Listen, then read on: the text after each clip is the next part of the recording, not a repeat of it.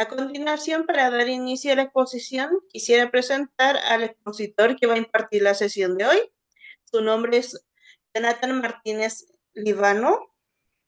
Es psicólogo, docente de pre y posgrado, director del Magíster en Educación Emocional y Convivencia Escolar de la Universidad Andrés Bello, magíster en Gestión Educativa y en Recursos Humanos y habilidades directivas, doctor en Psicología Clínica y de la Salud, posgrado en Trastornos de la Personalidad, Perspectivas Actuales de la PUC, certificado en Enseñanza Superior y en Estrategia de Enseñanza Digitales, además de ser director de variados diplomados de terapia cognitiva conductual en ADIPA. Con esto le doy paso a Jonathan para que dé inicio a su presentación. Docente. Súper, muchas gracias. ¿Se escucha bien? Ahí, por favor, me avisan ahí si está escuchándose Sí, bien. docente. Muchas gracias. Bien.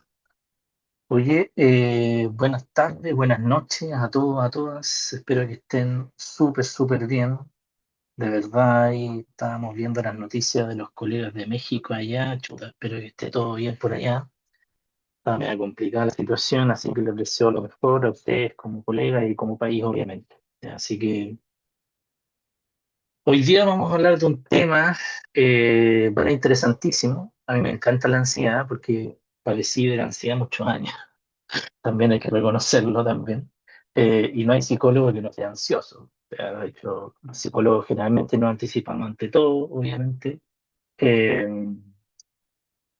y es una emoción que a veces no quisiéramos tenerla. ¿Ya? Por lo tanto, el día de hoy, queridos colegas, vamos a hablar de dos formas un poco de abordarla, ¿ya? Que tiene que ver con las formas más clásicas que hasta el día de hoy tienen, de alguna otra forma, grandes beneficios, ¿ya? Tienen grandes como evidencia científica al respecto, eh, que un poquito la TCC clásica de segunda generación, pero también no tenemos que dejar de lado, esto es súper relevante entenderlo así, a las terapias centradas en proceso, ¿ya? O basadas en proceso, ¿ya? Que generalmente están ligadas a las terapias contextuales, ¿ya? Yo creo que como terapeuta cognitivo-conductual, de alguna otra forma, es obligación nuestra, por cierto, ir actualizándonos e ir identificando nuevas estrategias, ¿ya? Que nosotros podamos usar con nuestros pacientes, ¿ya? Dado que la ansiedad, como probablemente ustedes muy bien manejan desde su pregrado, puede ser un síntoma, ¿verdad? Puede ser un trastorno o puede ser obviamente un síndrome, ¿ya? Por lo tanto, no es raro que nuestros pacientes lleguen ansiosos, ¿ya? No es raro que frente a ir a psicoterapia aumente la ansiedad, ¿ya? Frente a hacerse un examen aumente la ansiedad, frente a dar una prueba, o sea, es una emoción que generalmente nos acompaña, es muy necesaria, por cierto, ¿ya? Ahí les dejo mi correo, ¿ya? Yo sé que en algún momento Adipa después sube la presentación también, así que esta presentación también va a ser de ustedes, ¿ya? Eh, que este es mi correo personal de psicólogo también, ¿ya? Bien, vamos a hablar un poquito de la psicopatología de la ansiedad, que es fundamental para poder entender este constructo, ¿ya? Nosotros tenemos que entender un poquito que la ansiedad, tal como les decía anteriormente, es extremadamente necesaria, ¿ya? La necesitamos frente, obviamente, a las exigencias del entorno, ¿verdad? Sin embargo, el problema radica en cuando esta ansiedad está, de verdad, maximizada, ¿ya? O se mantiene mucho durante el tiempo, ¿ya? O es relativamente permanente, ¿ya? No está mal tener picos de ansiedad cuando efectivamente existen las exigencias del entorno que lo meriten, por cierto. El tema es que si esos picos se mantienen mucho en el tiempo, ¿ya? Y a veces las personas no saben o no logran identificar de dónde viene, ¿ya? De hecho, a mí me pasa mucho con pacientes que tienen crisis de pánico, que llegan con obviamente la crisis de pánico y me dicen, ¿sabes qué, Jonathan? Yo no sé por qué tengo esto, ¿ya? Y cuando uno empieza efectivamente a visualizar un poco lo que le pasa al paciente, empieza a hacer obviamente un análisis un poquito más contextual, más profundo de lo que está pasando con este paciente, nos damos cuenta de que la ansiedad es una representación de algo, ¿ya? Y probablemente muchas veces la ansiedad de alguna otra forma es, en algunos casos lo he interpretado así, por cierto, no en todo, por cierto, es un poco parar, ¿ya? El organismo te dice, de alguna forma, tienes que parar. De hecho, cuando llegan los pacientes con crisis de pánico, con sinagorafobia, nosotros inmediatamente vemos ¿cierto? Cómo está esa ansiedad en ese momento y nos damos cuenta de que efectivamente ya, la ansiedad es una representación muy importante eh, que le está diciendo a la persona que muchas veces tiene que parar. ¿Ya?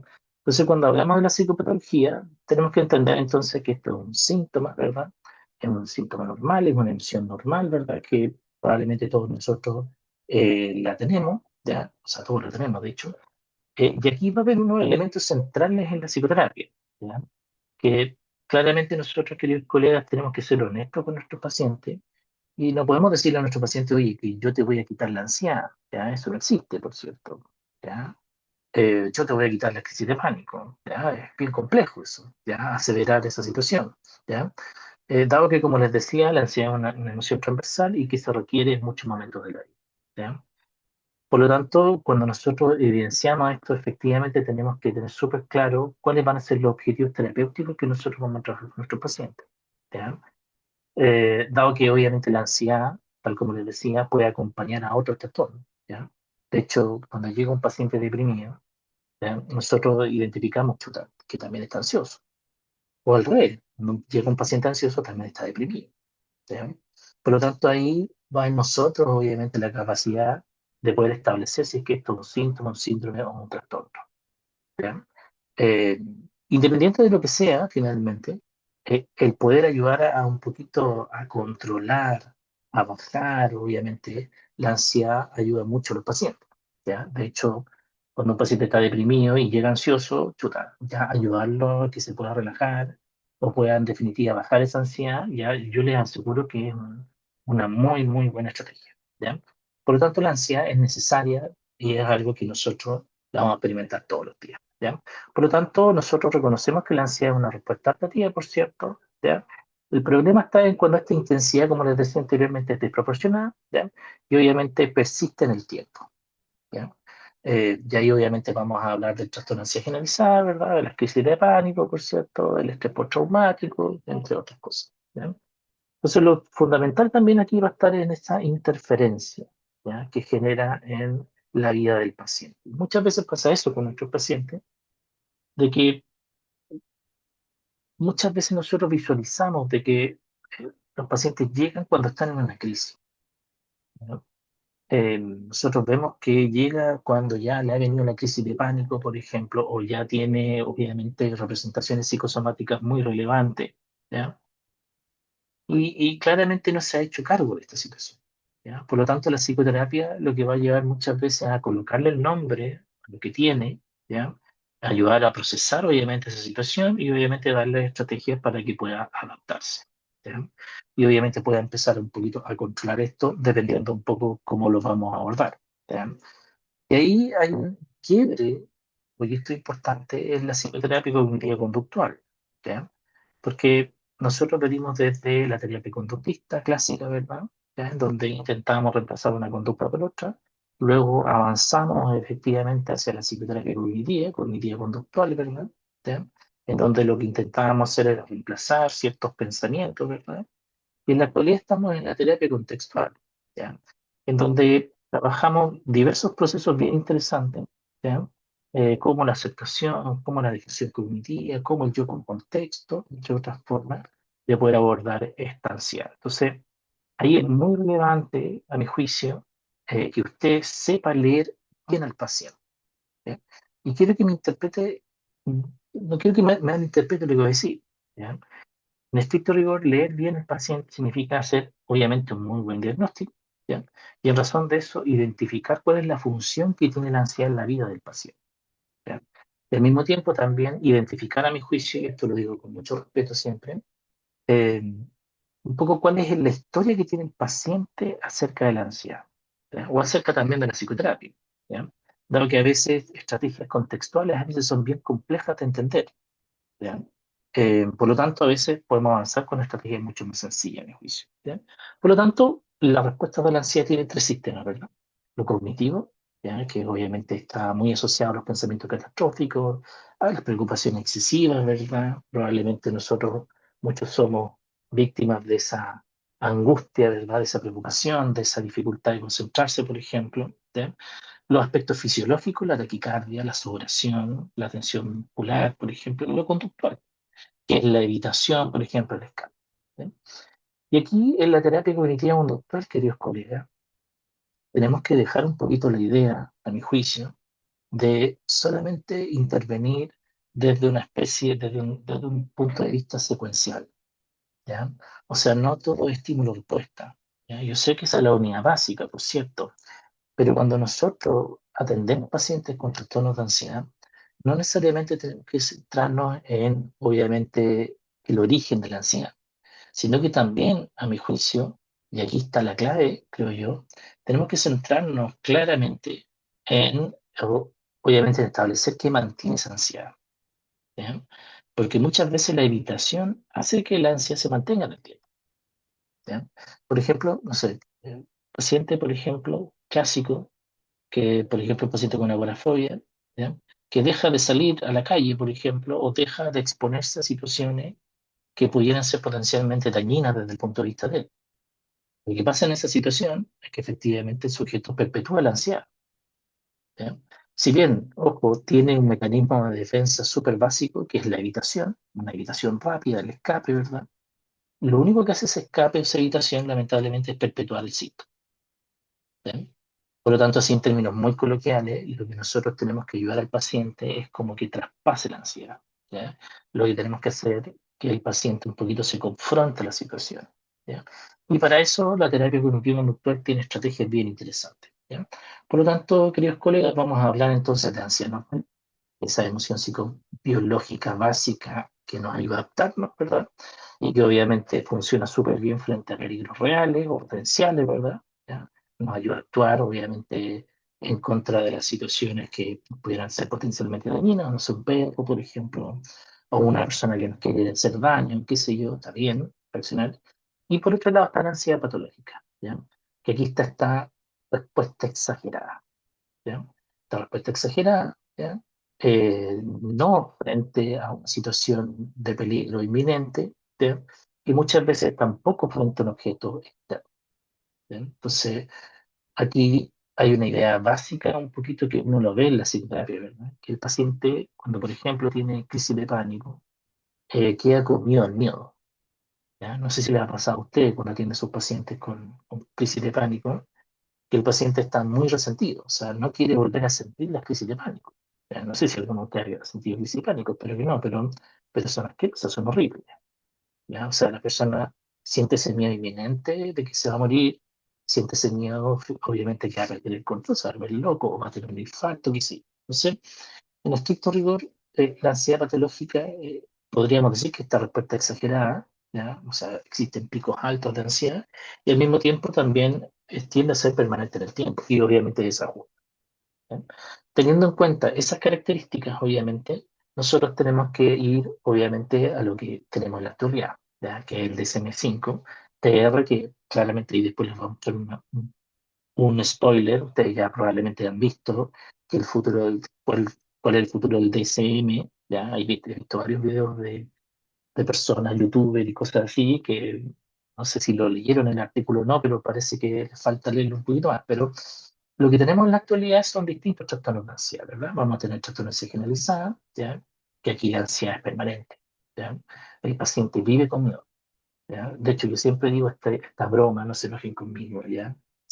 Yo le digo, mira, si tienes a alguien, a una ex pareja que le tienes mala, no le tienes tan buena a esa pareja, en vez de desearle la muerte, desearle un trastorno de ansiedad generalizada, ¿ya?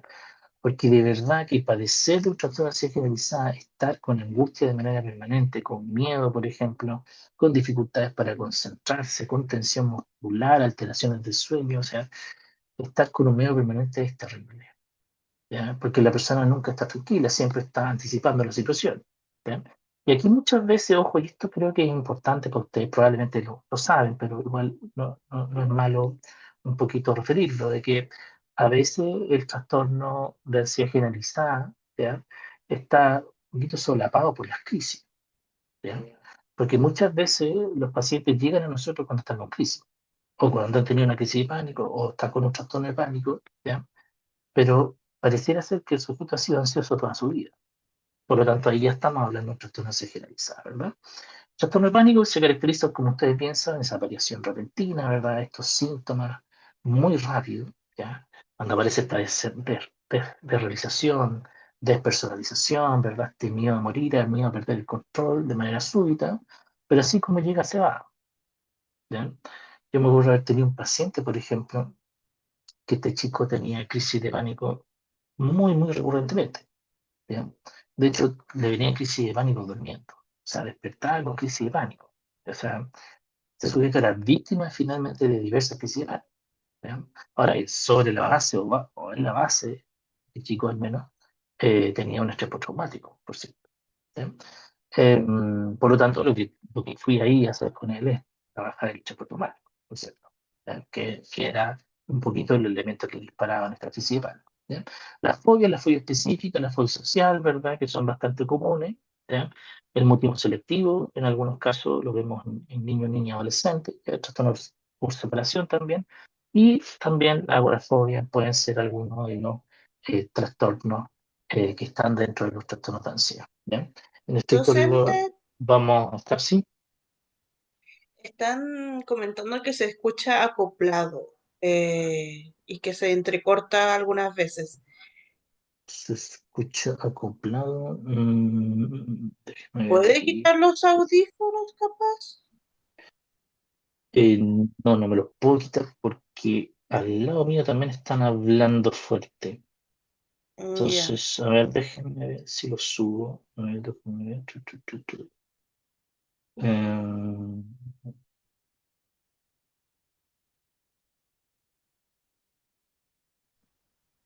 Y ahora están comentando que se escucha bien, entonces. ¿Se escucha bien? Ahora, Ah, ya, perfecto. sí, Ya, quizá. vale, ya. Entonces, bueno, continuando un poquito entonces, estábamos hablando un poco de los síntomas, de los trastornos, ¿verdad? Y esto va a seguir, ojo, ya quiero aclarárselo un poco porque he visto varios comentarios, y aquí está el artículo original para que lo puedan leer, chiquillos. A veces he visto, como les dije, yo entiendo que hay youtubers y chicos que hacen sus videos y está bien, aparece la muerte del DSM, ¿ya? Esto va a seguir, por si acaso, ¿ya? O sea, sí, uno de los elementos que tienen, la idea es cambiar el nombre, pero también es incierto, por cierto, y también para la tranquilidad de ustedes, de todos los que se han comprado el DSM recientemente, esto no va a ser hasta 8 o 10 años, ¿ya? Así que tranquilidad, ¿ya? O sea, va a existir, van a seguir existiendo los criterios, por cierto, así que tiene que seguir estudiándolo, ¿ya? Para aquellos que decían, oh, qué bueno, ahora ya no va a existir más la ansiedad, no va a existir más la depresión, va a seguir siendo exactamente lo mismo, va a estar este diagnóstico categorial también que nosotros hablamos en la actualidad, pero lo más interesante es que se van a sumar otros elementos que son fundamentales para poder entender, obviamente, el trastorno. ¿Ya? En estricto rigor, ojo, va a haber un modelo multicapa, por cierto. ¿Ya? Esto es súper importante que lo entiendan así, en donde va a existir el diagnóstico categorial, va a seguir existiendo la depresión, la ansiedad, por si acaso, porque ahí he visto varias cosas en, no sé cómo se llama esta cuestión, en YouTube, ¿no? ¿Cómo se llama esta cuestión? En Instagram, en donde muchas veces dicen, muere el DSM. No, va a seguir, ojo, pero también van a existir otras cosas bien interesantes, ¿ya? Que probablemente aquellos que trabajamos desde la TCC de tercera generación ya lo estamos incorporando, ¿ya? Que son obviamente las dimensiones psicopatológicas, ¿verdad? Obviamente hablamos de procesos diagnósticos, ¿verdad? Espectros emocionales muchas veces también y de la severidad. Por eso es importante, queridos colegas, evaluar esto, ¿ya? Evaluar la sintomatología, ¿ya? A veces la persona tiene simplemente una ansiedad frente a una situación, pero eso no implica, ojo, que tiene un trastorno, ¿ya? Por lo mismo es importante, obviamente, evaluar, ¿ya? El nivel de funcionamiento también, ojo, que es importantísimo, va a seguir impactando, o sea, es súper relevante, ¿ya? Nosotros no podemos ver una persona que tiene un problema psicológico aislado, ¿ya? O sea, claramente si alguno de nosotros lo único que hacía era estar centrado en el síntoma, única y exclusivamente en el síntoma, claramente un error, porque el contexto es fundamental, ¿ya? Entendiendo en estricto rigor que van a estar estos factores sociales, culturales, el ambiente, y se coloca un énfasis en los biomarcadores, ¿ya? Exámenes de sangre, por ejemplo, neuroimágenes, por ejemplo, cuando corresponda. Entonces, En definitiva, lo que intenta hacer este nuevo TSM 2.0 actualizado, ¿ya? Es un poquito agregar cosas que ya estamos haciendo, ¿ya? Por lo tanto, cuando nosotros evaluamos a un paciente, lo único que no tenemos que única y exclusivamente centrarnos en la sintomatología del paciente, sino que también centrarnos en todo lo que es el contexto del paciente, ¿ya? Porque recuerda que las conductas son contextuales, ¿ya? Y muchas veces los contextos son los que determinan, obviamente, la severidad. Muchas veces los contextos son un poquito los que condicionan, ¿ya? Entonces, es importante, ahí les dejo el artículo, aquí está el artículo original para que lo puedan leer, ¿ya? Y un poquito se van a dar cuenta un poco de lo que les estoy diciendo, ¿ya? Ahora bien, desde la presentación clínica, que es un poco lo que nos convoca, nosotros tenemos que identificar entonces que los pacientes que nos llegan, los consultantes, como usted le diga, ¿ya? El usuario, como usted vea a su paciente, está bien, ¿ya? Vamos a ver distintas presentaciones clínicas, ¿ya? Vamos a ver síntomas emocionales, ¿verdad? Vamos a ver nerviosismo clásico, inquietud, por ejemplo, la aparición de medios irracionales, ¿verdad? La sensación de peligro, catástrofe inminente, ¿ya? O sea, el paciente ansioso siempre está aprensivo, ¿ya? Por lo tanto, si existe, por ejemplo, alguna situación ambiental, inmediatamente sobre reacciona, porque está muy sobreactivado, ¿ya? También van a estar los síntomas cognitivos, las preocupaciones excesivas, la maldita rumiación, ¿verdad? Que es tan importante ahora en los modelos de tercera generación, ¿ya?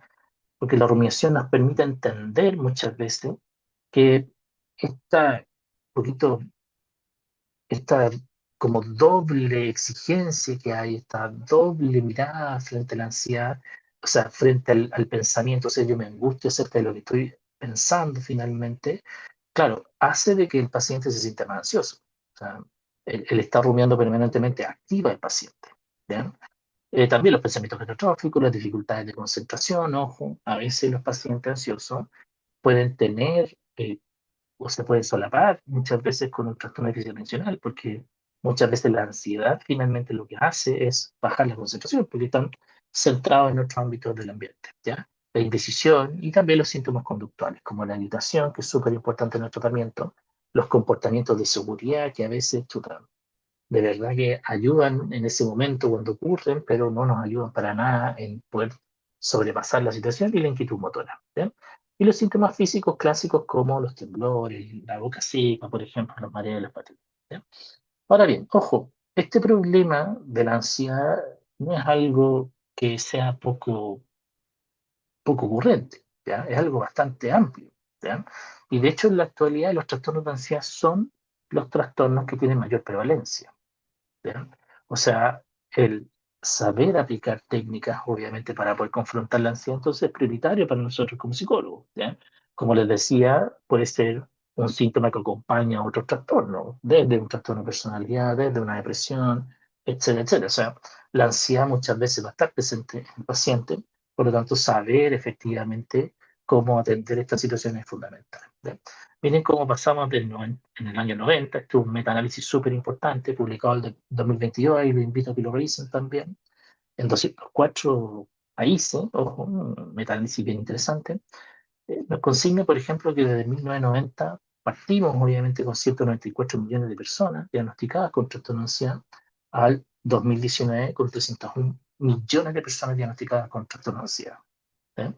Esto pone a los trastornos de ansiedad como el trastorno de mayor prevalencia a nivel mundial en la actualidad, ¿ya?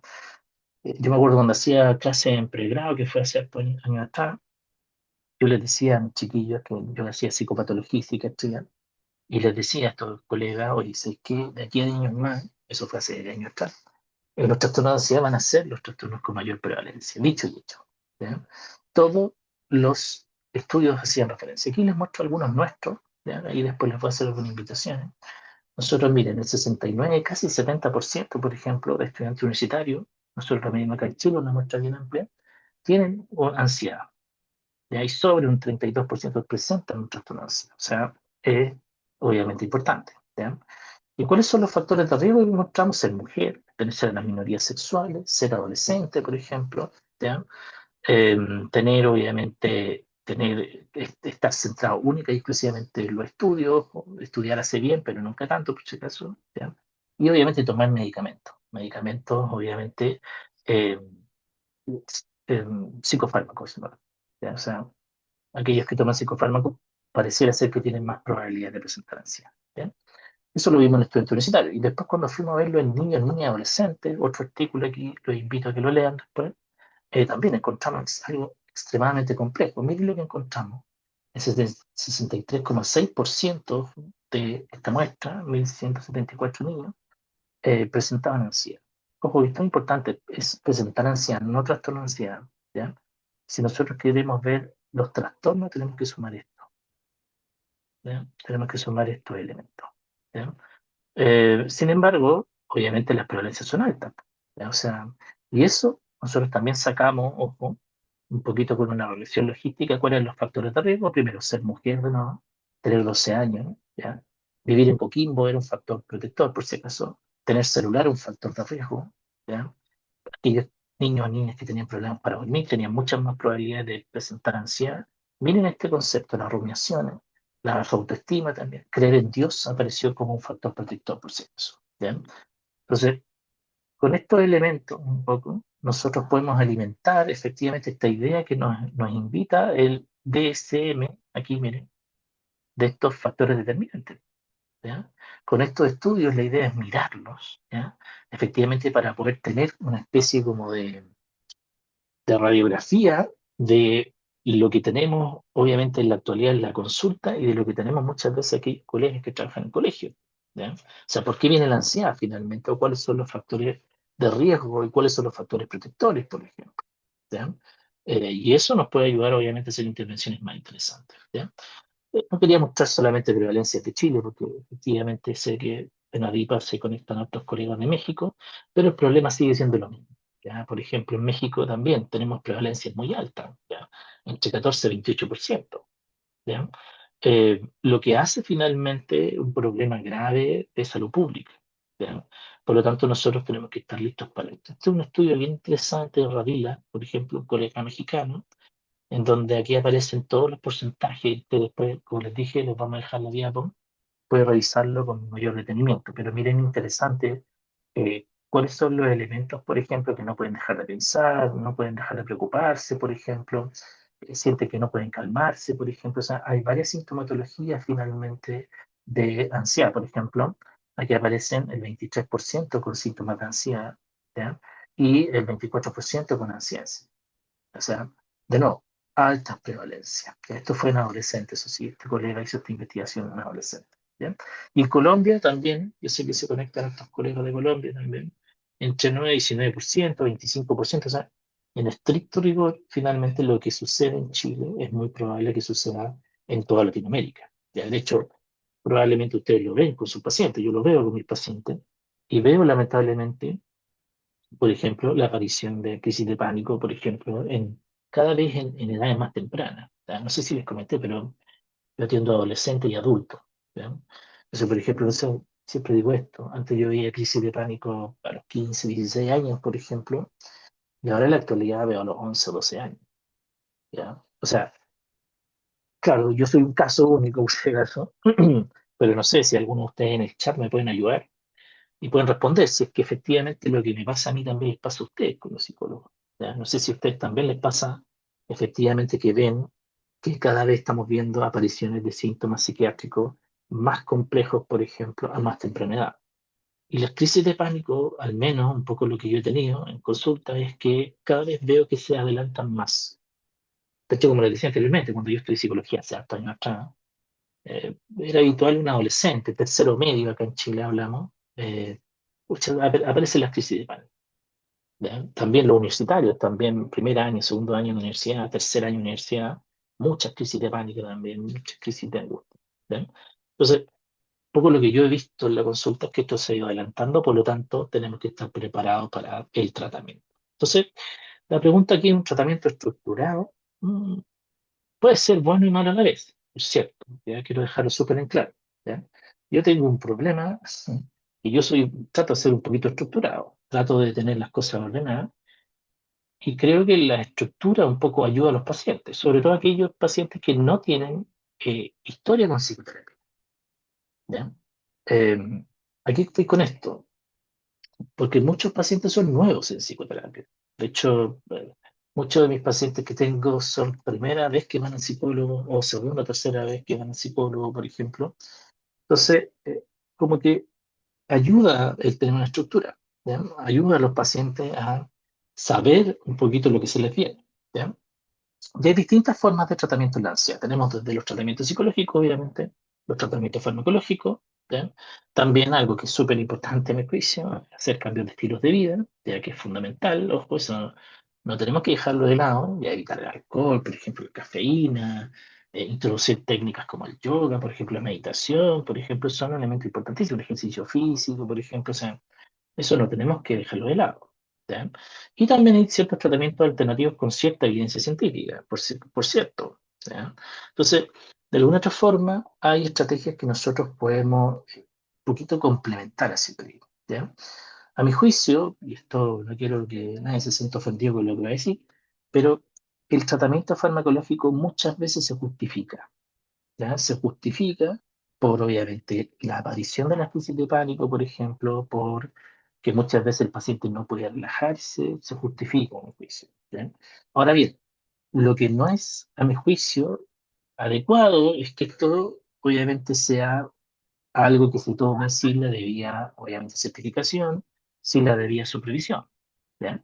Porque el problema que muchas veces tenemos con los ansiolíticos es que generan adicción, ¿ya? Muchos de los pacientes que llegan a consulta han ido a un médico general y vienen, por ejemplo, con clonazepam, por ejemplo, con sertralina, por ejemplo, eh, y no tienen ninguna supervisión al respecto. Fueron a un médico general y les dio, no sé, altrulina, por ejemplo.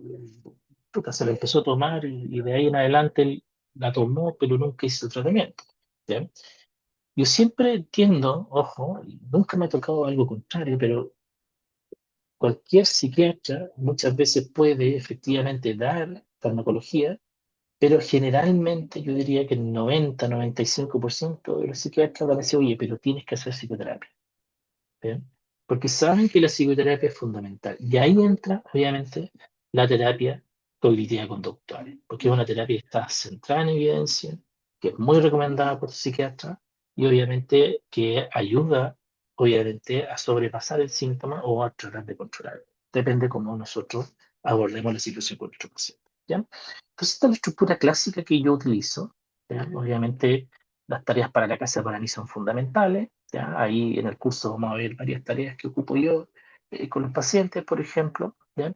Y la relación terapéutica, ¿ya? Esto es súper relevante en mi juicio. Yo antes, cuando era más joven, bueno, cuando era más joven, hace harto rato que fui joven, por si acaso, pero yo al principio estaba muy centrado en las técnicas, ¿ya? Yo siento que las técnicas son importantes, por cierto, no quiero que me malinterpreten, pero yo estaba muy centrado en la técnica y no en la relación terapéutica. Entonces yo decía, pucha, ¿por qué se me van los pacientes? Yo decía, se me van quizás porque, no sé, o no entienden la terapia, se me van, así como la postura bien narcisista, por si acaso, no dándome cuenta que pareciera ser que había algo en mí que los afectaba, ¿ya? Entonces, la relación terapéutica es fundamental, o sea, sobre todo con adolescentes, o sea, con todos los pacientes, por cierto, pero los adolescentes muchas veces te están tasando, te están ahí como probando, ¿ya?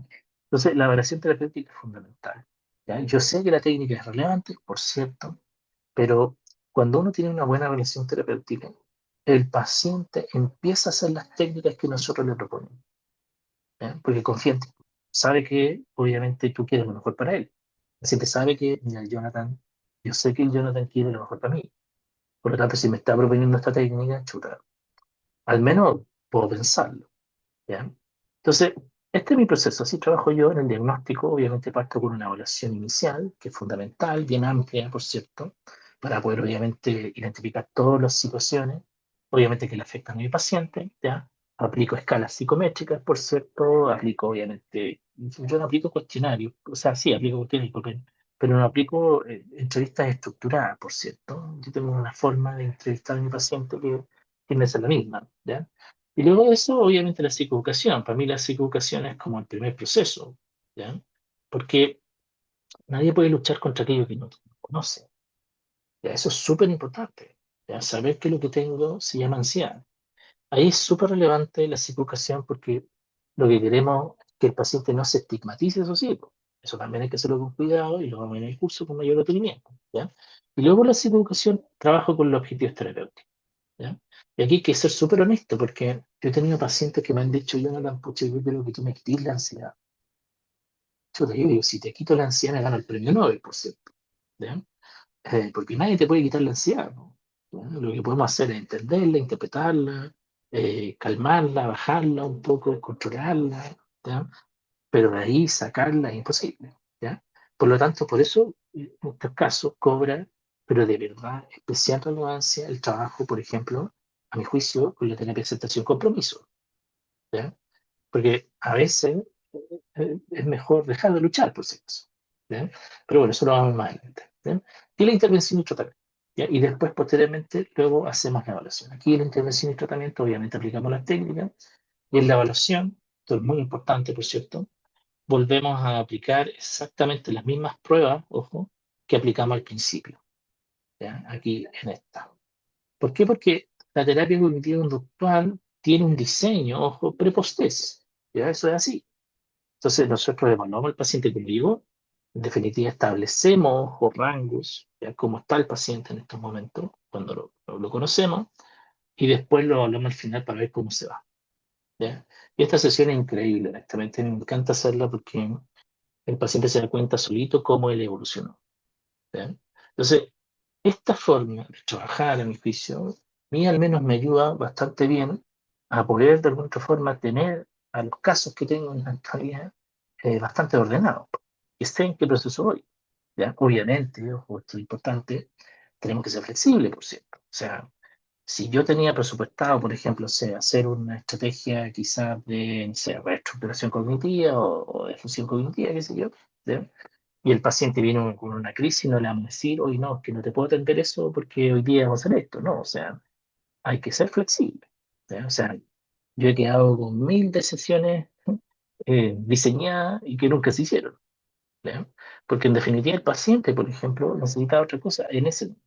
Obviamente después podemos volver a retomar el camino de la estructura, del trabajo que estábamos haciendo, por cierto, ¿ya? Pero en ese momento requiere la intervención, ¿ya? Por lo tanto, ojo, para poder hacer esto, claramente tenemos que tener bajo nuestro modelo, ¿ya? Bajo nuestro entendimiento como terapeutas, modelos obviamente teóricos, modelos cognitivos conductuales, que nos enseñan un poquito a identificar cómo es el anciano, nos enseñan cómo. ¿Ya? Y hay distintos modelos, está el modelo clásico de Wolfe, después el Beck con Clark, ¿verdad? El Wells, que en estos momentos Hayes, también Barlow, que es obviamente en la actualidad tenemos este modelo transdiagnóstico de la ansiedad que es bastante interesante, ¿verdad? Y a lo cual el DSM-6 probablemente está apuntando, por cierto. ¿Ya? Entonces, en definitiva, solamente un breve recordatorio, ¿ya? El modelo de Beck obviamente va a hablar de esta triada cognitiva ansiosa, ¿verdad? ¿Ya? O sea, perciben el mundo como peligroso, asimismo se perciben las personas como vulnerables, ojo, y el futuro como incierto, ¿ya? Y ahí aparecen estas clásicas distorsiones cognitivas, ¿verdad? La catastrofización, ¿verdad? La sobreestimación de la amenaza, por ejemplo, la sobreestimación de los recursos y el razonamiento emocional, por ejemplo. Si lo siento, debe ser verdad, ¿verdad? Y ahí aparecen todas estas creencias racionales que muchas veces nosotros como terapeutas tenemos que discutir, ¿ya? Tenemos que, obviamente, trabajar con nuestros pacientes, ¿ya? Porque, ojo, esta cosa es importante, o sea, la persona que siente ansiedad es porque es real, ¿ya? Él o ella lo está experimentando, ¿ya? Y muchas veces el paciente cuando llega a nuestra consulta llega súper como desvalidado, ¿ya? O sea, por ejemplo, no sé, no me siento bien, creo que algo malo va a pasar y la pareja le dice, ya, cálmate, ¿ya? Como si la palabra calma ha ayudado a alguien en este momento, ¿ya? O muchas veces, "Uy, no, que pucha, quizá me van a asaltar, por ejemplo, ya no pensé en eso, ¿ya? No, es que tengo miedo, como que algo malo me va a pasar, no, ya, pero no pensé en eso, te dice, ¿ya? Como si muchas veces fuera tan fácil eso, ¿ya? Entonces, es importante en la psicoterapia la validación que nosotros le damos al paciente, ¿ya? Porque eso calma, ¿ya? Eso ya es el primer gran punto, ¿ya? Oye, pucha, no es tan loco lo que pensáis, por si acaso, ¿ya? Y ahí obviamente podemos tener esta mirada, como les decía anteriormente, de Beck, la triada cognitiva ansiosa, ¿verdad? Y aquí también van a aparecer estos sesgos cognitivos de la ansiedad que son súper importantes. Por ejemplo, está el sesgo atencional, que nosotros sabemos, o sea, esa clásica orientación selectiva hacia estímulos amenazantes. ¿Ya? Muchos de verdad de los estudios muestran que los pacientes ansiosos como respuesta detectan más rápido palabras o imágenes amenazantes. ¿Ya? O sea, mucho más rápido. O sea, no sé, debo hacer un examen, por ejemplo, inmediatamente ya sé que viene la jeringa, qué sé yo, no sé, o me van a meter a una cuestión ahí, qué sé yo, no sé cómo se llaman esas máquinas para hacer exámenes profundos. Claro, inmediatamente chuta, hay un sesgo atencional. Oye, porque una vez pasó que una persona se quedó metida en esa cuestión y murió. ¿Ya? Y al mismo tiempo también, al sesgo interpretativo, ¿verdad? Esa tendencia a interpretar estímulos ambientes como amenazantes, por cierto. ¿Ya? Ante frases como, por ejemplo, el doctor quiere verlo, ¿no? El paciente asume una mala noticia. E inmediatamente tengo cáncer, ya estoy desahuciado, ¿no? Me están llamando para darme la noticia. ¿Ya? Y el sesgo de memoria también, pues, la recuperación, esto es súper clásico, la recuperación frecuente de la información, ¿verdad? Congruente con la amenaza. ¿Ya? Los pacientes recuerdan eventos traumáticos, por ejemplo, eventos negativos, y eso obviamente lo hace propio. Sí, porque una vez una señora se cayó, no sé, y murió. Entonces, efectivamente, el sesgo de memoria hace o refuerza, más bien dicho, la ansiedad. ¿Ya? También, ojo, están los modelos conductuales, ¿ya? Que son súper importantes también de entender, ¿ya? Porque muchas veces aquí va a estar la evitación.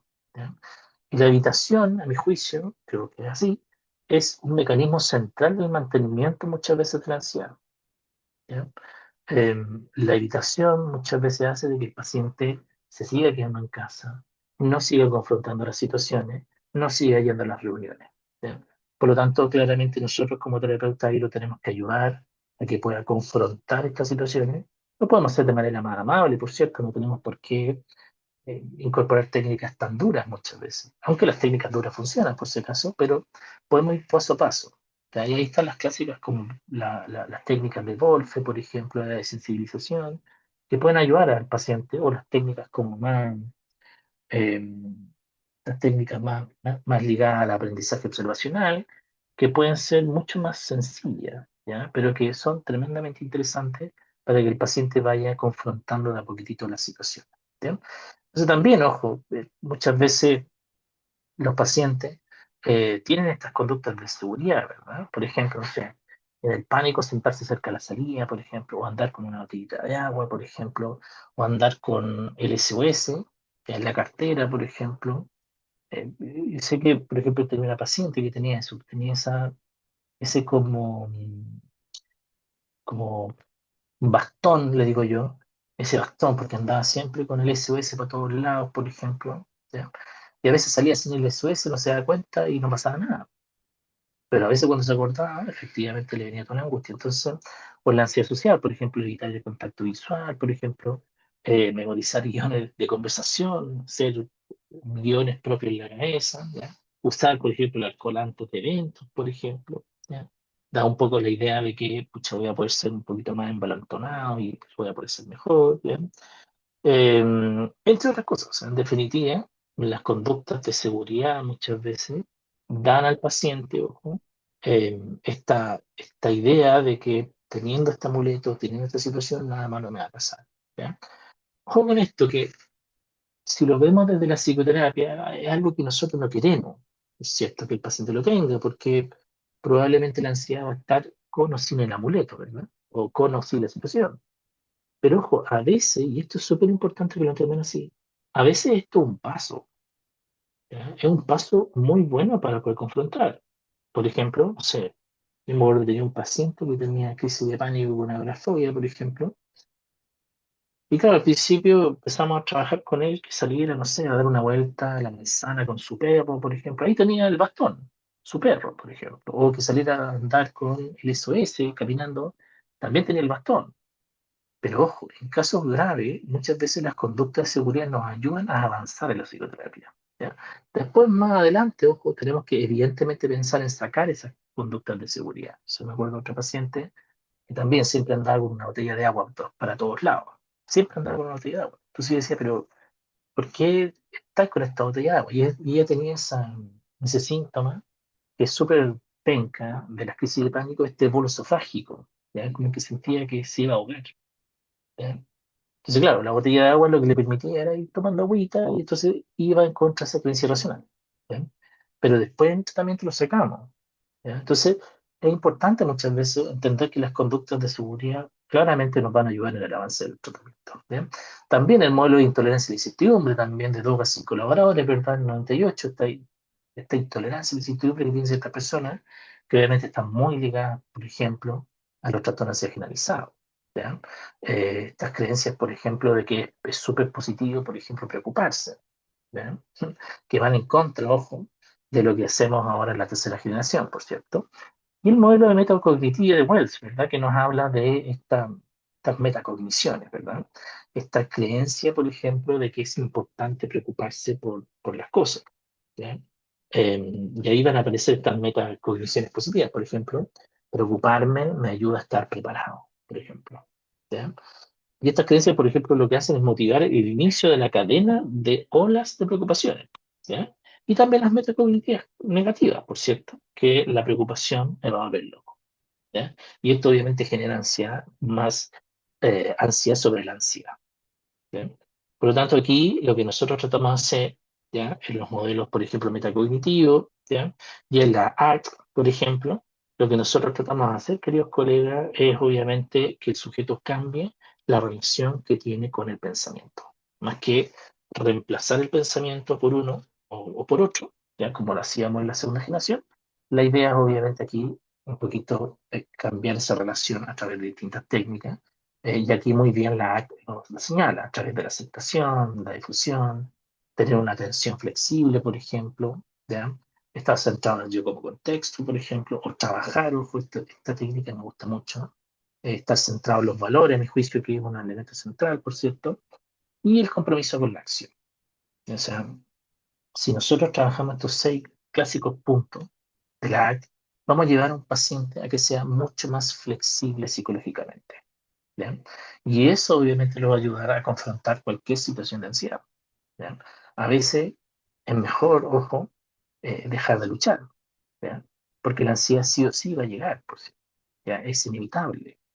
Y el entender que la ansiedad es inevitable o que la ansiedad está ahí, que no me daña, que es simplemente un pensamiento, es mucho más beneficioso finalmente de intentar cambiarlo, ¿ya? Intentar reemplazarlo. ¿Ya? Porque a veces las personas no pueden reemplazarlo. ¿Ya? Yo sé que a algunos pacientes les ayuda, por cierto, ojo, no quiero decir lo contrario, de reemplazar un pensamiento por otro le ayuda bastante, pero hay otros que no, sobre todo en pacientes que tienen, por ejemplo, un trastorno de ansiedad generalizada, ¿ya? Es imposible, ¿ya? Entonces, obviamente hay que entender, queridos colegas, de que la terapia cognitiva conductual, ojo, presenta alta efectividad, ojo, en el tratamiento de los trastornos de ansiedad, ¿ya? Presenta mucha efectividad, ¿ya? Y entender eso nos ayuda un poquito a acercarnos a lo que vamos a hacer en psicoterapia, ¿ya? Porque van a existir diversas técnicas y esas diversas técnicas, a mi juicio, se van a aplicar en diversos momentos de la psicoterapia, ¿ya? Por ejemplo, no sé, hay técnicas de primera generación que son súper buenas, como siempre digo yo, son viejitas pero buenas, eh, que se pueden ocupar súper interesantemente, ¿ya? O sea, por ejemplo, la desensibilización, por ejemplo, funciona súper bien con pacientes de ansiedad. Ahora bien, ¿están todos preparados para eso? Probablemente no. Por eso usted tiene que tener un bagaje de técnicas, por ejemplo, de cómo va a afrontar el paciente, ¿ya? O sea, puede haber, por ejemplo, un paciente que, se me acuerdo, tenía un paciente que era abogado, eh, y este paciente chiquillo, no sé, con técnicas de segunda generación, le cambió la vida. Entonces yo como terapeuta decía, ya, ¿avanzo hacia estrategias de tercera generación con él?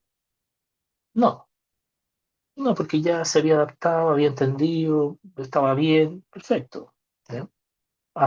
O al revés, con otro. O sea, no sé, yo tenía la suerte de atender a varios psicólogos en psicoterapia. Y claro, yo a veces con los psicólogos no me tiro por segunda generación. Siempre me voy a estrategias más de tercera generación porque los psicólogos tienen un entendimiento mucho más allá. ¿Ya? Y por lo tanto, le hace mucho más sentido la estrategia de tercera generación más que la de segunda. Entonces, un poquito lo que quiero ir con esto es que usted tiene que conocer técnicas, obviamente, de diversa generación, porque le pueden ayudar en distintos momentos y le pueden ayudar con distintos pacientes, ¿ya? Por lo tanto, cuando nosotros vemos este tipo de estrategia, tenemos que obviamente ir a la historia. Vamos a hablar de las técnicas de conductuales, ¿verdad? Que están más centradas en las terapias de exposición, ¿verdad? Después vamos a hablar de estrategias más cognitivas conductuales, ¿verdad? Donde hacemos reestructuración cognitiva, entrenamiento de habilidades, por ejemplo. Pero también están las estrategias de tercera generación, como la terapia de aceptación y compromiso o la terapia basada en mindfulness, ¿ya? Que, como les decía anteriormente, presentan de verdad una gran evidencia científica, ¿ya? Lo importante es que la estrategia, a excepción de la primera, ojo, generación, está centrada en esta triada, ¿ya? En los pensamientos, emociones y comportamientos, ¿ya? Nosotros sabemos efectivamente que aquí eh, lo importante está en lo que piensa, y ojo, y en la relación en cómo este sujeto, disculpen, en la forma en que se relaciona con su pensamiento, ¿ya? Entonces, es muy importante entender que tanto la segunda como la tercera generación se centra en pensamiento, por si acaso, ¿ya? Lo que pasa es que el método es distinto, ¿ya? Y nunca tenemos que dejar de lado, obviamente, que el entorno, el contexto es fundamental. O sea, es importantísimo. No lo podemos dejar de lado. No podemos atender a un paciente con trastorno de ansiedad sin entender el contexto, ¿ya? En el contexto histórico, porque muchas veces llegan nuestros pacientes eh, con recaídas, por ejemplo. Tuvo crisis de pánico a los 15 años, tuvo crisis de pánico a los 21 años, tuvo crisis de pánico a los 31 años, tuvo crisis de pánico, no sé, a los 43 años. Y uno va viendo la biografía de este paciente y hay situaciones que se correlacionan. Por lo tanto, nosotros tenemos que entender, obviamente, la globalidad del paciente, ¿bien? Entonces, tenemos que entender muchas veces de que esta idea de lo cognitivo, de lo emocional y lo conductual existe. Y es una forma que nos ayuda de ordenar un poquito las cosas, ¿bien? Porque claro, nosotros sabemos que el paciente no es así de rígido. O sea, probablemente usted sabe de que un paciente es mucho más de lo que piensa, mucho más de lo que experimenta emociones, mucho más de lo que hace, por cierto. Inclusive la interacción entre todo eso, inclusive con el entorno. Entonces, nosotros sabemos que eso, pero esta forma muchas veces nos ayuda a ordenar, ¿ya? El tema es que no tenemos que quedarnos solamente en esta estrategia, ¿ya? Y por lo tanto, mire, interesante de que la terapia cognitiva conductual, de alguna otra forma, es una de las estrategias que tiene mayor evidencia para el trastorno de ansiedad, ¿ya? De hecho, si ustedes ven, por ejemplo, aquí todos los trastornos de ansiedad que evalúa este metaanálisis, coloca obviamente unos tamaños del efecto muy grandes en lo que hace la terapia cognitiva conductual, ¿ya? Y asimismo, ojo, a veces hay formas de terapia cognitivo-conductual que son bien limitadas, por cierto. O sea, a veces estrategias muy focalizadas, por ejemplo, como en este estudio, de 5 semanas, imagínense, o sea, 5 semanas de terapia cognitivo-conductual, obviamente, eh, son muy efectivas, ¿ya? ¿Y por qué? Porque estamos muy centrados en otorgar habilidades, ¿ya? O sea, tanto la primera, la segunda y la tercera generación damos habilidades al paciente, o sea, damos herramientas para que él o ella pueda manejar lo que está sintiendo. Entonces, hay una estructura, por cierto, ¿ya? Pero esa estructura la vamos a definir siempre y cuando tengamos al paciente frente a nosotros, ¿ya? Por ejemplo, si tenemos un paciente con crisis de pánico, obviamente, lo primero que tenemos que hacer, probablemente, queridos colegas, es ayudarles a controlar la crisis de pánico, ¿ya? O sea, en definitiva, parece de perogrullo esto, por cierto, pero es distinto, obviamente, intervenir, por ejemplo, en un paciente que tiene estrés postraumático, ¿ya? O sea, es importante tener frente a nosotros, o sea, tener en consideración al paciente, porque en definitiva la estructura puede ser muy buena, ¿ya? Por cierto, pero esa estructura tiene que ser personalizada. O sea, yo tengo que saber si con un paciente, por ejemplo, que nunca ha ido a psicoterapia, partir con, no sé, difusión cognitiva puede ser algo que no entiendo. Y puede ser que yo crea que yo estoy loco como psicólogo. O no sé, estrategias de aceptación. También puede creer que yo estoy un poquito loco, decirle al paciente, bueno, acepta la ansiedad. Quiero eso, por cierto, pero en definitiva el paciente dice, chupa, puede decir, chupa, qué raro esto, fui donde el psicólogo y me dijo que tenía que aceptar mi ansiedad. ¿Ya? Disculpen lo coloquial, pero pudiera llegar a entender eso. Entonces, a veces, muchas veces, es necesario ir preparando al paciente y ir avanzando, ¿ya?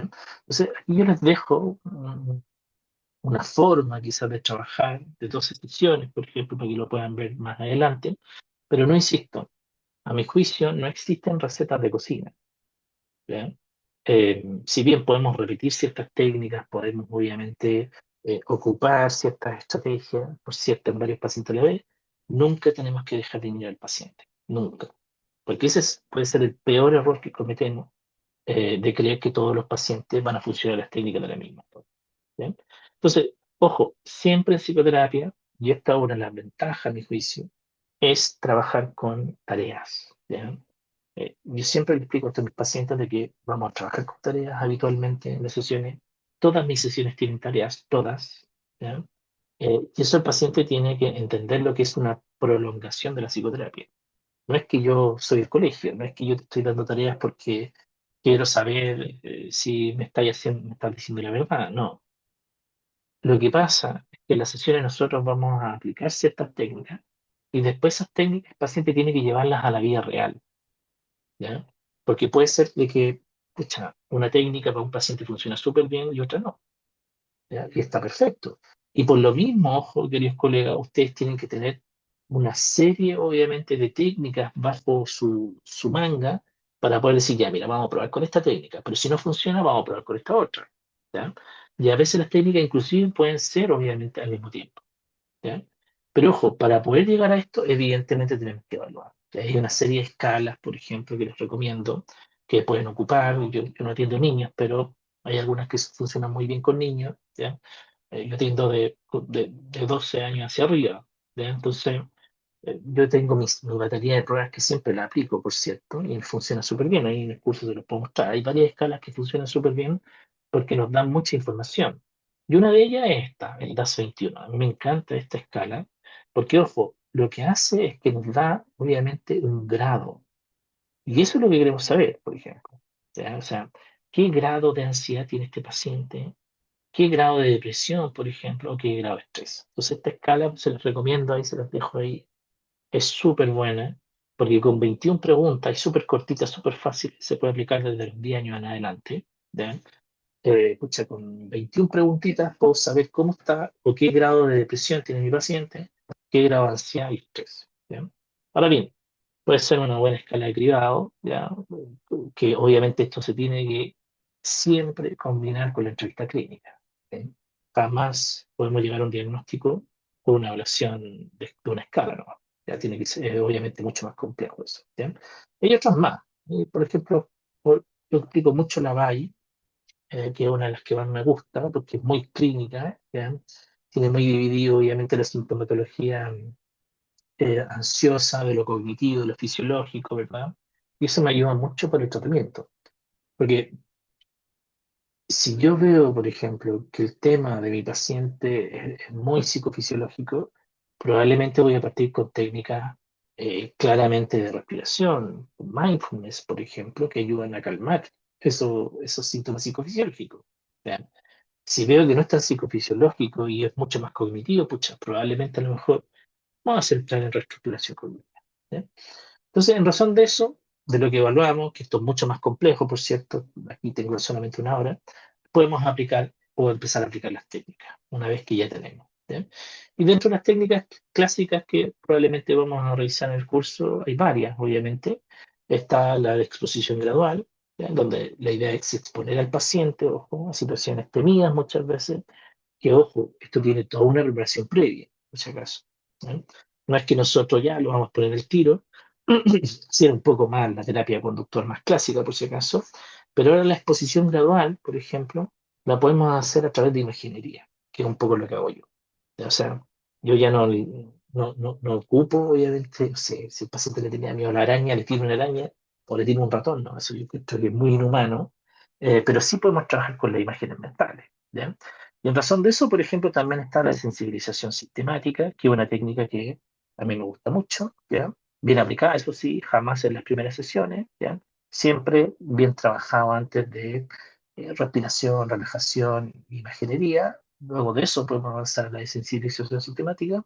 Y esto implica en forma sencilla ir avanzando de poquito a poquito, acercándose a la ansiedad, ¿ya? También técnicas que yo siempre recomiendo, queridos colegas, son las técnicas de relajación y respiración. Siempre suman, por cierto, ¿ya? Siempre van a sumar las técnicas de relajación y respiración. Por lo tanto, ahí usted tiene que aprender varias. Aquí yo les recomiendo algunas, por ejemplo, que les dejo acá. ¿ya? La diafragmática, que es muy clásica, ¿verdad? ¿Ya? La 478, yo probablemente para mí es súper, súper importante. ¿Ya? Por ejemplo, yo he combinado muchas veces las técnicas de relajación. Por ejemplo, dejo, ojalá todos los días, en la mañana y en la noche, una respiración diafragmática. Y cuando existen crisis, cuando viene el pánico, por ejemplo, que el paciente aplique la 478. ¿Ya? Y eso funciona muy, muy bien, por ejemplo, con todo tipo de pacientes, honestamente. Eso ha sido como una combinación que hemos usado. ¿Ya? Hay otras más, por si acaso, la técnica de relajación muscular, por ejemplo, que era se usaba mucho. Yo dejé de usarla porque ahora me cambié al mindfulness, ¿ya? Que es un poco lo que trabajo. ¿Ya? Otras técnicas también de aprendizaje vicario, ¿ya? También aquí nosotros trabajamos mucho con modelado, por ejemplo, que pueden ayudar al paciente a entender que sus creencias son irracionales, al revisar que otros pueden interactuar con el objeto fóbico, o bien podemos usar esto mismo en nuestra consulta con nuestros pacientes, hacer role-playing con él o con ella, ¿ya? Y también otras técnicas conductuales como esta, por ejemplo, en donde, que son más duras también, por cierto, no sé, utilizamos esta prevención de respuesta, en donde le pedimos al paciente que no haga, por ejemplo, esta típica conductas compensatorias, ¿ya? Y se dé cuenta de que nada terrible acontece, ¿ya? Y la interoceptiva, que también funciona súper bien, ¿ya? Que sobre todo con crisis de pánico, a mi juicio, esta es la mejor, ¿ya? En donde el paciente finalmente se da cuenta de que puede controlar su crisis de pánico, ¿ya? O sea, nosotros generamos cierta ansiedad, podemos darle vuelta en la silla, podemos marearlo y todo lo demás, y después le pedimos al paciente que controle la ansiedad, y él logra controlarlo. Entonces, sale de su cabeza esa idea de que si le viene una crisis de pánico, él o ella no lo va a poder controlar. ¿Sí? Bien, me he pasado harto. Voy a dar unas últimas observaciones nomás. La segunda generación, ¿ya? Con autores clásicos como Beck, Bert Railis y Judith Beck, ¿ya? Que aparecen con esta idea, ¿verdad? En donde nosotros trabajamos con estos dos elementos que tienen que ver con los pensamientos automáticos, ¿verdad? Los esquemas, ¿ya? En donde efectivamente tenemos que centrarnos más en los esquemas que en los pensamientos automáticos, que eso es lo más profundo, por cierto, pero llegamos a través de los pensamientos automáticos. Y aquí lo que tenemos que hacer es encontrar, obviamente, al enemigo, como digo yo, ¿ya? Los pacientes con ansiedad presentan altas creencias irracionales, ¿ya? Muchas veces estos pacientes presentan ideas, por ejemplo, sobre generalizadas, por ejemplo, el catastrofismo, por ejemplo, si un pequeño dolor en el pecho, inmediatamente tengo un infarto, por ejemplo. Entonces, se pueden trabajar bastante bien con estas creencias irracionales, ¿ya? O sea, tanto en la primera como en la segunda generación, y con esto ya voy terminando para no aburrirlos más, nosotros trabajamos con la idea de que tenemos que modificar algo, ¿ya? Porque el paciente tiene que cambiar algo, ¿ya? Muy distinto, ojo, lo que aparece en la tercera generación, ¿ya? En la tercera generación, con esto cierro, nosotros vamos a trabajar mucho la flexibilidad psicológica, vamos a trabajar mucho con la aceptación, obviamente, ¿ya? Y esa aceptación finalmente va a ayudar a cambiar esa relación, o sea, yo cuando dejo en mi cabeza estas experiencias un poquito ansiosas, ¿ya? Y veo que están ahí, que no me definen, ¿verdad? Ayudan a que yo me pueda desapegar de ciertas creencias irracionales, ¿ya? Y para eso obviamente está, por ejemplo, el mindfulness que nos va a ayudar mucho. Y también otra estrategia, que un poco lo vamos a revisar en detalle en el curso, son las estrategias obviamente de valores, que a mí me gustan mucho. Yo en la actualidad he ido combinando estrategias. Quizás si alguno de ustedes es más radical va a decir no se puede hacer. Pero yo trato de ser un poquito más integrativo. Creo, obviamente, que las cosas se pueden combinar, porque no insisto, nunca hay que dejar de lado al paciente, ¿ya? Y si hay una técnica, por ejemplo, conductual, o una técnica cognitiva, o una técnica de tercera generación, que puede ayudar al paciente a sobrellevar la situación que está pasando, por supuesto la voy a hacer, ¿ya? Entonces, el enfoque de valores para mí es súper relevante, porque muchas veces las personas, ojo, cuando están con crisis de pánico, están con un trastorno de ansiedad, efectivamente han quebrado su valor, ¿ya? Han dejado de dejarse guiar por lo más importante para ellos, ¿ya? Entonces, el construir los valores, por ejemplo, yo trabajo con un formato que lo ocupo hace años ya, en donde tengo varias áreas importantes de la vida, no sé, familia, trabajo, si estudiante, obviamente estudio, vida personal, salud, por ejemplo, ¿ya? coloco esas áreas y después trabajo con los pacientes identificando cuáles son los valores más importantes para ellos en esas como áreas.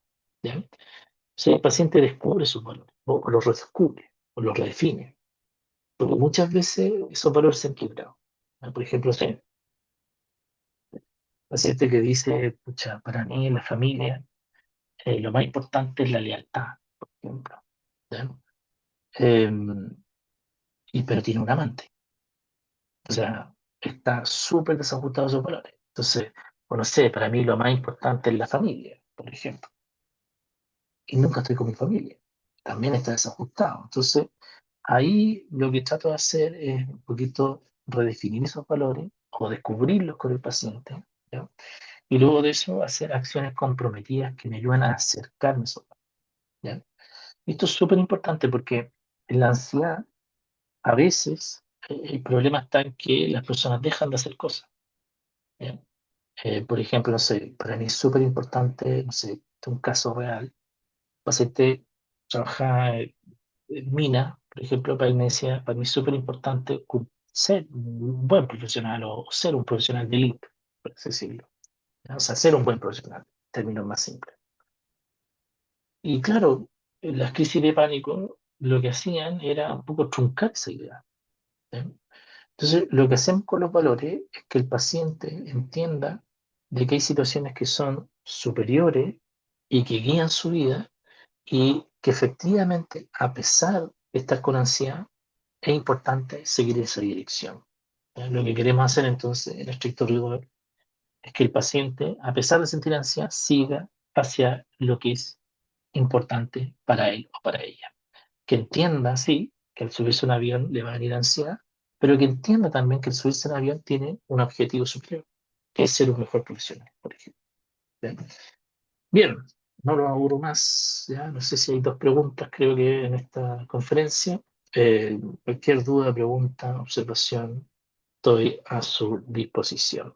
Bien, eso. No sé si dejo de compartir. Ya. Antonia tiene su mano levantada. Los que quieren hacer preguntas pueden levantar su mano o escribirla por el chat. Vamos a hacer 3 preguntas. Antonia, te di el pase para que hablaras. Aló, ¿se escucha? Sí, Ya. Yo tengo una pregunta. ¿La ansiedad patológica siempre puede venir de un trauma de infancia? No, no, no, para nada. No, no.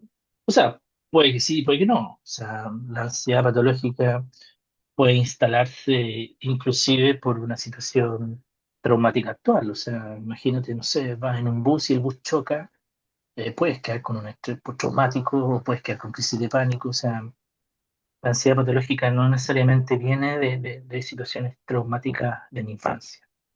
Ahora bien, Entiendo, personas que tienen situaciones traumáticas de infancia no es raro que tengan ansiedad o que tengan otras patologías más, por cierto. entiendo.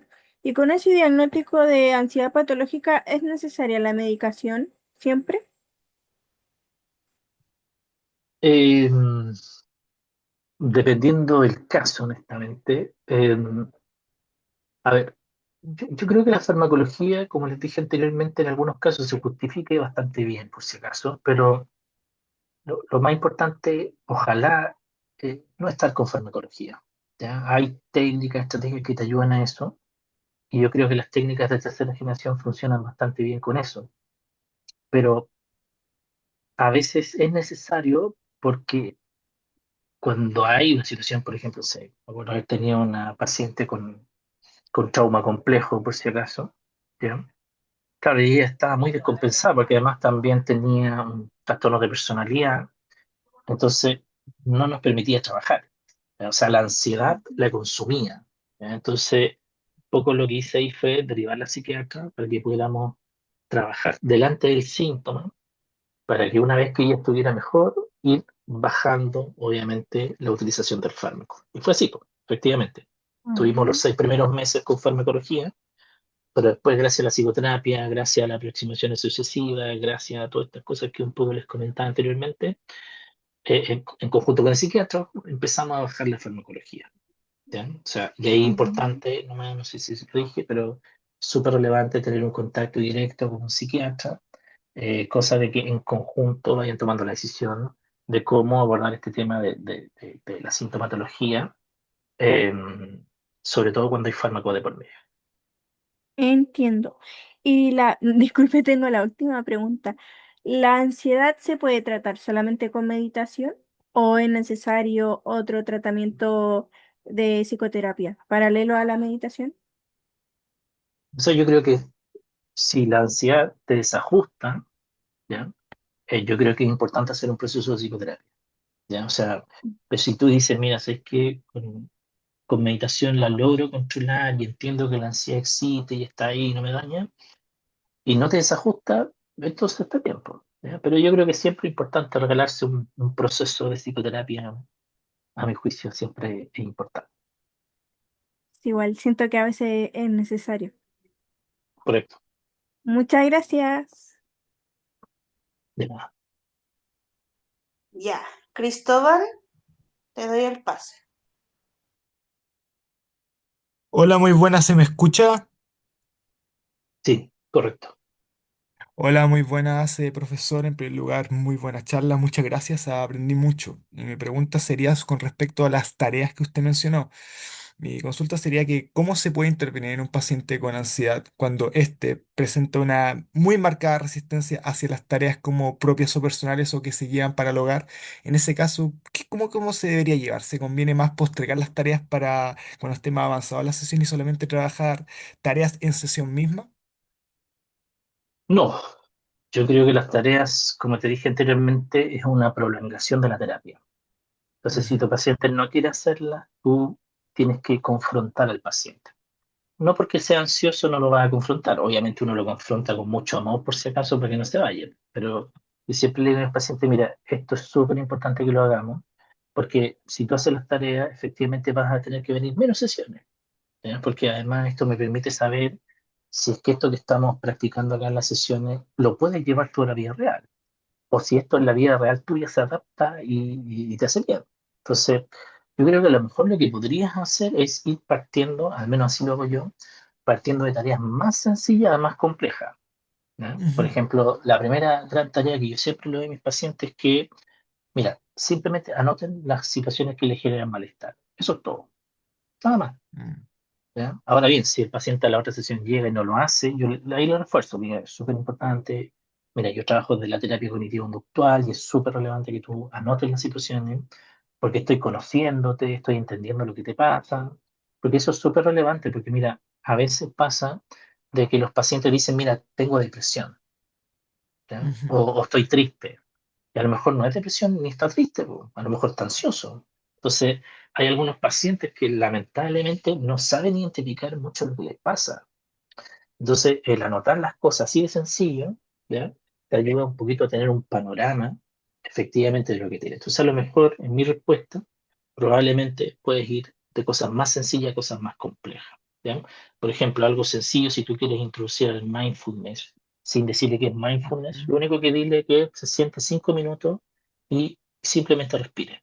Y después anote qué le pasó por su cabeza. Porque van a empezar a aparecer esa idea, no, no, no puedo hacer, esto vale hongo, no sé cómo dirá, pero vale nada, no me sirve esto, ¿cachai? Entonces empiezan a aparecer Sí. la resistencia y esas resistencias son súper buenas de poder conversar en la sesión. Entonces, yo creo que las tareas tienes que propiciarlas, ¿ya? De hecho, no sé, por un paciente, no voy por otro tema, pero en un paciente deprimido también es súper importante hacer las tareas porque lo movilizas. Entonces, a lo mejor ahí, Sí. como dice la activación conductual, quizás tienes que elegir una tarea en donde el paciente sepa hacerla primero y lo otro es que tenga dominio. Entonces, a lo mejor con eso te Mm, aseguras efectivamente de que el paciente va a poder hacer la tarea. O sea, de hecho, por ejemplo, una primera gran tarea puede salir a caminar. Lo hiciste ya súper bien, ya con eso lo va a ir reforzando y el paciente obviamente va haciendo las cosas que tú quieres. O sea, lo interesante de la terapia cognitivo-conductual es que muchas veces tú puedes tomar decisiones en base a la sintomatología que tiene el paciente eh, y por lo tanto puedes tomar una tarea en base a la sintomatología. ¿Ya? Eso, ya. Ok, muchísimas gracias por su respuesta, profesor. Gracias. de nada, que estés bien. Ya, la última pregunta va a ser una del chat que le hizo Gabriela Olivares. En la evaluación se puede, en la evaluación se puede entonces usar varias pruebas, por ejemplo, Bay y Hamilton y algunas otras en el inicio del tratamiento, o es ideal que sea solo una. Buena pregunta, se pueden combinar, ¿cierto? Pero ahí lo más importante, a mi juicio, es no sobremedir lo mismo. Por ejemplo, si tú aplicas VAI, ¿para qué vas a aplicar Hamilton? Si estás midiendo el mismo conducto, ¿ya? Lo que yo hago al menos es hacer una evaluación mucho más general. O sea, mido ansiedad, sí, pero también mido depresión, ¿ya? Y también mido personalidad.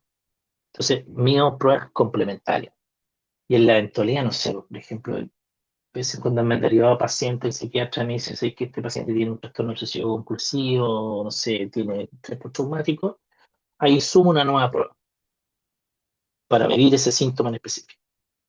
Entonces, yo creo que la idea no sería, a mi juicio, como duplicar esfuerzos, por así decirlo. O sea, si ya mido ansiedad con uno, ¿para qué voy a medir ansiedad con el otro? Entonces, tiene que ser complementario, a mi juicio, porque el momento de las pruebas tenemos que aprovecharlo bien.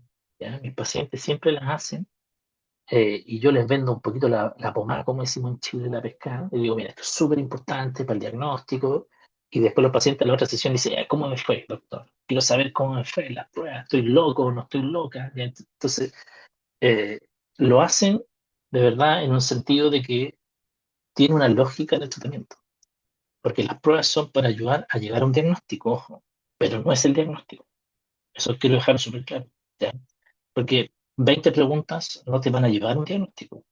Lo que sí te va a llevar a un diagnóstico es, obviamente, la entrevista en profundidad. Obviamente, si tú trabajas con adolescentes, al menos si lo hago yo, en la reunión con los padres, por ejemplo, en la sesión con los papás, ¿cachai? Entonces, la psicometría es un factor de muchos que te ayudan al diagnóstico. ¿Ya? Eso es. Eso, pero no haberlo aburrido. Muchas gracias, docente. Igualmente le doy la palabra para que invite a los participantes a su curso. Súper. Ya, lo vamos a pasar bien. Ya va a pasar rápido la horita. ¿Ya? Miren, la idea un poco, los cursos que siempre hago muestro un poco lo que hago yo. A lo mejor le hace sentido, lo importante es centrarse como en la habilidad, dejarles harto material, esa es la idea, porque de verdad yo considero que si puedo ayudar a un colega y ese colega ayuda a un paciente con lo que hago yo, chuta, de verdad que la misión está más que cumplida. Entonces, y saber atender los trastornos de ansiedad eh, es una ganancia total, entendiendo, queridos colegas, de las grandes prevalencias que tenemos. Y además entendiendo que la ansiedad es una comorbilidad, muchas veces de otros trastornos. Entonces, a veces podemos empezar por la ansiedad, porque son técnicas sencillas, por si acaso. ¿Ya? Pero eso ayuda al paciente a decir, oye, ya, este psicólogo, mira, me ayuda. O este psicólogo o esta psicóloga ve una técnica específica. No es solamente hablar, que hablar está bien, por si acaso, estoy en contra de ello, pero también es importante que el paciente se vaya con desafíos, se vaya con tareas, entienda que está avanzando, que él es el gestor de su propio cambio. Como digo yo, se pone el overall, y eso de verdad que el paciente lo agradece. ¿Ya? Y la psicoterapia cognitivo-conductual lo que intenta hacer es no perpetuar no perpetuar la terapia. ¿Ya? Los procesos tienen un inicio, un desarrollo y un final. Y eso es lo que hace la TCC. ¿Ya? Y creo yo, finalmente, acá en el curso que vamos a hacer, vamos a ver técnicas de primera, segunda y tercera generación. ¿Ya? Por si acaso. No nos vamos a centrar en una. ¿Ya?